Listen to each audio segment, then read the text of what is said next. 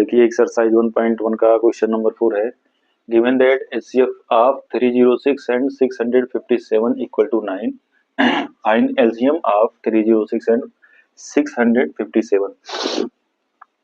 तो इसमें क्वेश्चन में जो है दो नंबर्स दिए गए हैं और इन दोनों नंबर का एचसीएफ दे रखा है 9।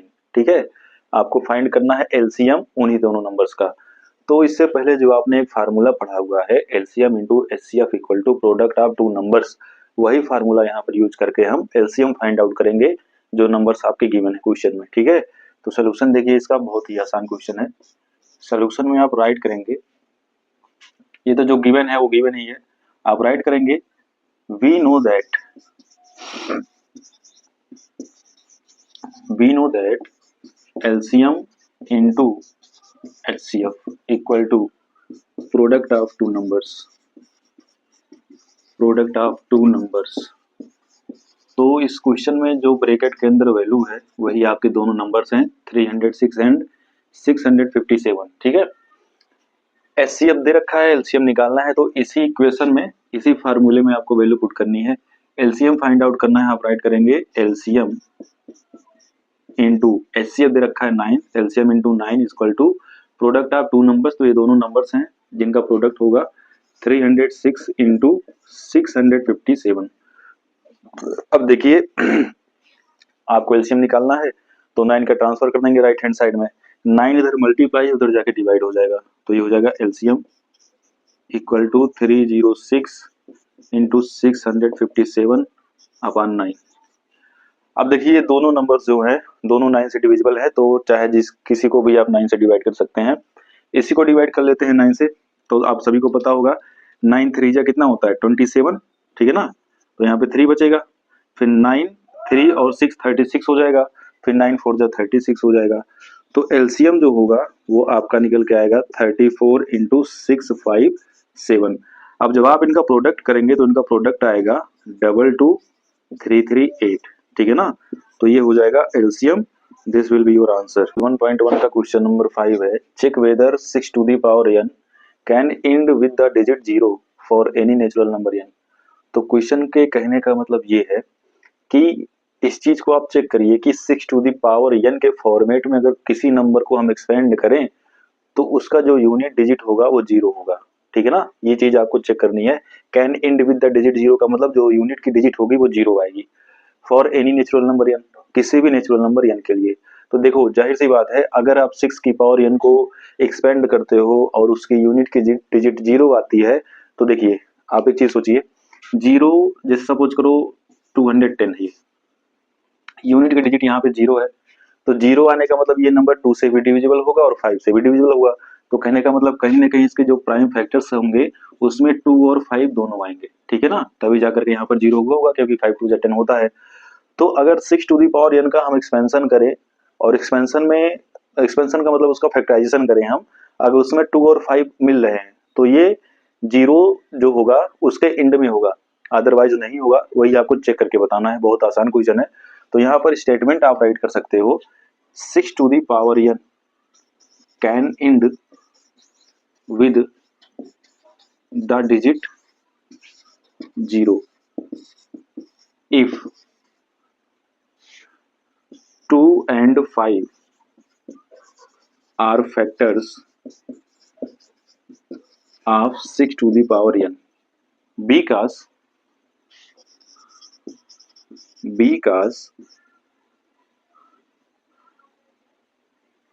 2 into 5 इक्वल टू 10। ठीक है ना, अब देखिए ये राइट करने का सेंस यही है कि 2 और 5 का जब मल्टीप्लाई होगा तभी जाकर के लास्ट में 0 मिलेगा। तो इसको आप लिख भी सकते हो, नहीं भी उसकी कोई जरूरत नहीं है बहुत ज्यादा, बस क्लियर करने के लिए आप लिख सकते हैं। लेकिन जो 2 और 5 होगा वो 6 की पावर n के फैक्टराइजेशन में आना चाहिए।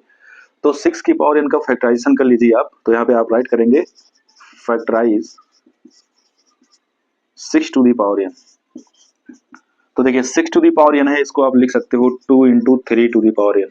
ठीक है ना, क्योंकि जो 6 होगा एक तो उसका 6 इंटू 1 कर सकते हो आप और एक 2 इंटू 3 कर सकते हो। ठीक है, 2 तो यहाँ पर मिल रहा है इसके फैक्टराइजेशन में, बट 5 नहीं मिल रहा है। तो जाहिर सी बात है अगर 5 नहीं मिल रहा है तो जो इसका एंड होगा वो 0 से नहीं होगा। ठीक है ना, 0 पर नहीं होगा इसका एंड।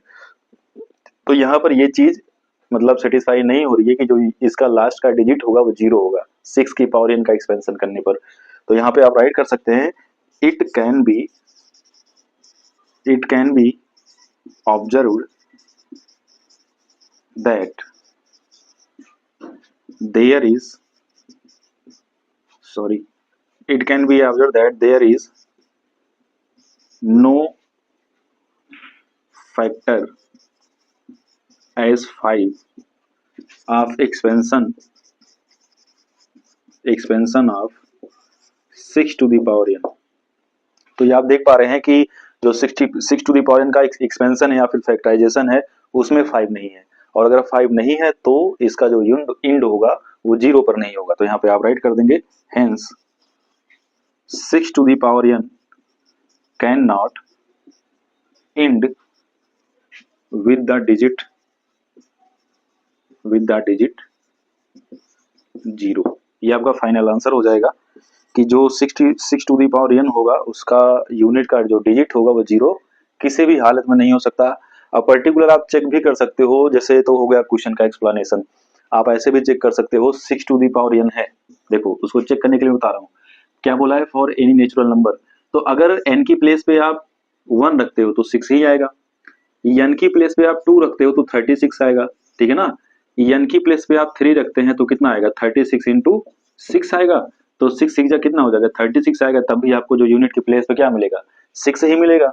तो कहने का मतलब 0 कभी नहीं मिलेगा, कितना भी आप n की वैल्यू पुट करते चले जाओ 0 कभी भी नहीं आने वाला। तो ऐसे भी आप चेक कर सकते हो, ये आपका क्वेश्चन का एक्सप्लेनेशन है बाय स्टेटमेंट। तो देखिए एक्सरसाइज 1.1 का क्वेश्चन नंबर 6 है, explain why 7 into 11 into 13 plus 13 and 7 into 6 into 5 into 4 into 3 into 2 into 1 plus 5 are composite numbers. तो हमको बताना है एक्सप्लेन करके कि ये दोनों नंबर्स जो हैं एज ए प्रोडक्ट दिए गए हैं फैक्टराइज करके, तो ये दोनों कंपोजिट नंबर क्यों हैं वो आपको बताना है। तो कंपोजिट नंबर बताने से पहले आपको कंपोजिट नंबर की डेफिनेशन क्लियर होनी चाहिए कि कंपोजिट नंबर क्या होता है, ठीक है। तो कंपोजिट नंबर जैसे नंबर 2 टाइप्स के होते हैं, एक तो होता है प्राइम नंबर और दूसरा होता है कंपोजिट नंबर। तो प्राइम नंबर में क्या होता है, कोई भी नंबर अगर 1 से या फिर खुद से डिवाइड हो जाए तो होता है प्राइम नंबर। लेकिन कंपोजिट नंबर में क्या होता है कि कोई भी नंबर मतलब ऐसे नंबर जिनका हम 2 से ज्यादा फैक्टराइजेशन कर सकते हैं, जिनका 2 से ज्यादा फैक्टर्स होता है नंबर का, वो होता है कंपोजिट नंबर, ठीक है ना। तो कहने का मतलब ये कंपोजिट नंबर्स जो होंगे 1 से डिवाइड होंगे, खुद से डिवाइड होंगे और किसी एक पर्टिकुलर नंबर से या फिर उससे ज्यादा किसी नंबर से डिवाइड होंगे, तो ऐसे नंबर को बोलते हैं कंपोजिट नंबर। तो चलिए पहला इसको चेक किया जाए कि मतलब एक्सप्लेन किया जाए कैसे ये कंपोजिट नंबर होगा। तो इसको हम सॉल्व करेंगे। सबसे पहले यहाँ पे आप राइट करेंगे 7 इंटू 11 इंटू 13 प्लस 13। देखिए इसमें 13 यहाँ पर भी है, यहाँ पर भी बीच में प्लस का साइन है, तो हम 13 कॉमन ले सकते हैं। तो 13 को जब हम कॉमन ले लेंगे 13 बाहर हो जाएगा, अंदर क्या बचेगा आपका 7 इंटू 11 77 होगा और 1 यहाँ पर बच जाएगा क्योंकि 13 बाहर ले लिया, 77 प्लस 1 हो जाएगा। तो यहाँ पर ये होगा 13 इंटू 78, ठीक है। 77 प्लस 1 78 हो जाएगा बाई बॉडमास रूल। पहले हम ब्रैकेट को सॉल्व करते हैं। अब आप 78 को ऐसे राइट कर सकते हो 13 इंटू 13 इंटू 6, 13 6 जा 78 होता है, तो हम फैक्टराइज कर सकते हैं इसको 13 इंटू 6 में। अब आप देख पा रहे होंगे ये जो नंबर आपका था, क्योंकि बीच में प्लस का साइन था ना, तो इसलिए हमें इसको फैक्टराइज करना था, तो प्रॉपर कैलकुलेशन करनी पड़ी ये लाने के लिए। तो इसमें क्या दिख रहा है आपको, एक तो 13 दिख रहा है, एक 6 दिख रहा है। इसका मतलब ये जो नंबर है ये खुद से तो डिवाइड होगा ही, बट 13 से भी डिवाइड होगा, 6 से भी डिवाइड होगा, क्योंकि 13 और 6 इसके फैक्टर्स हैं। तो यहाँ पर ये नंबर कैसा हो जाएगा, कंपोजिट नंबर हो जाएगा। तो यहाँ पर आप राइट कर सकते हैं we observed that 13 and 6 are factor of given number। इसी के नीचे राइट कर दे रहा हूँ आप गिवन नंबर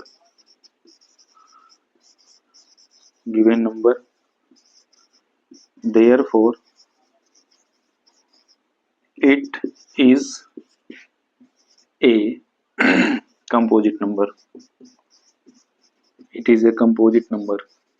तो यही चीज आपको एक्सप्लेन करके बतानी थी, तो हमने एक्सप्लेन कर दिया है, बड़े आसानी से एक्सप्लेन किया है।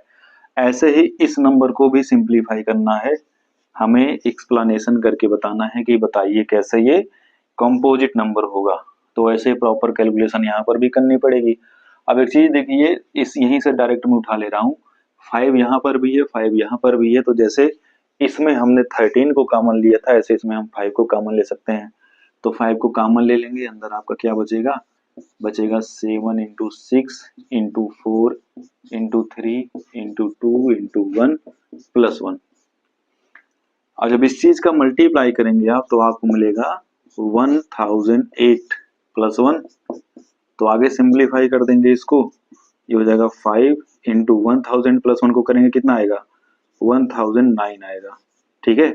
अब देखिए 5 भी एक प्राइम नंबर है, 1009 भी एक प्राइम नंबर है, इनका और ज्यादा हम फैक्टराइजेशन नहीं कर सकते हैं, बट ये जो नंबर होगा ये 5 से भी डिविजिबल होगा, 1009 से भी डिविजिबल होगा। तो इसके कारण मतलब इस रीजन से ये भी क्या हो जाएगा, आपका कंपोजिट नंबर हो जाएगा। यही रीजन आप राइट कर देंगे। क्या राइट करेंगे, we observe that 5 and 1009 are the factors of given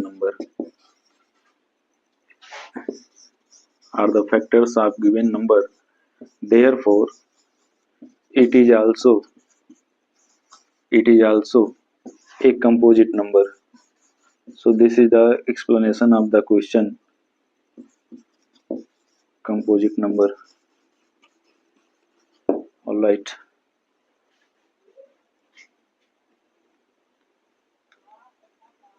question है क्वेश्चन नंबर 7, जो कि कुछ इस प्रकार है। सबसे पहले हम क्वेश्चन को समझ लेते हैं क्या है क्वेश्चन में।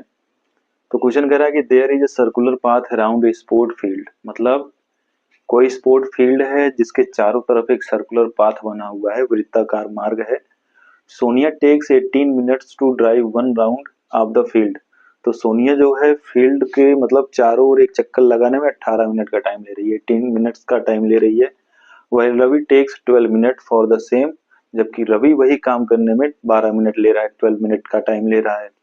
Suppose they both start at the same point. आप सपोज करिए कि वो दोनों एक सेम पॉइंट से स्टार्ट करते हैं, क्या, राउंड लगाना। ठीक है, सेम टाइम मतलब सेम टाइम पर ही स्टार्ट करते हैं। And go in the same direction, और एक ही डायरेक्शन में जाते हैं। After how minutes will they meet again at the starting point.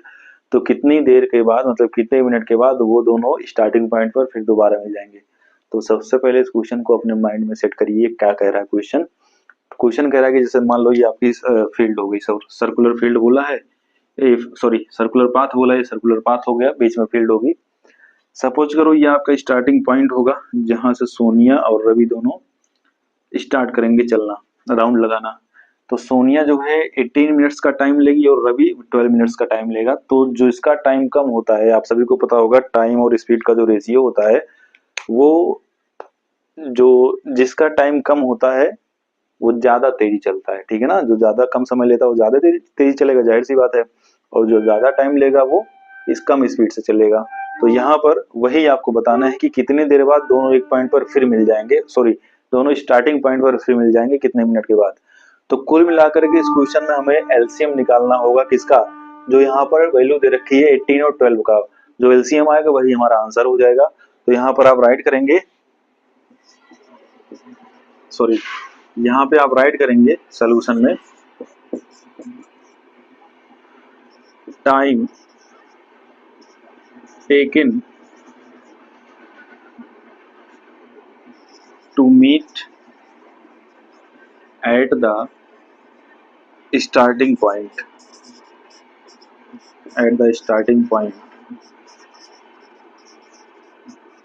By Sonia and Ravi equal to LCM of 18 and 12। ठीक है, तो 18 और 12 का जो एलसीएम होगा वही आपका मिनट होगा। उतने मिनट के बाद दोनों स्टार्टिंग पॉइंट पर फिर मिलेंगे। तो देखिए एलसीएम निकालने का एक तरीका होता है, एक शॉर्ट तरीका होता है। हम सबसे पहले सबसे छोटे नंबर को लेते हैं, ठीक है, इसका टेबल पढ़ते हैं और चेक करते हैं कि क्या दूसरे नंबर से वो टेबल में जो वैल्यू आ रही है वो डिवाइड हो रही है कि नहीं हो रही है।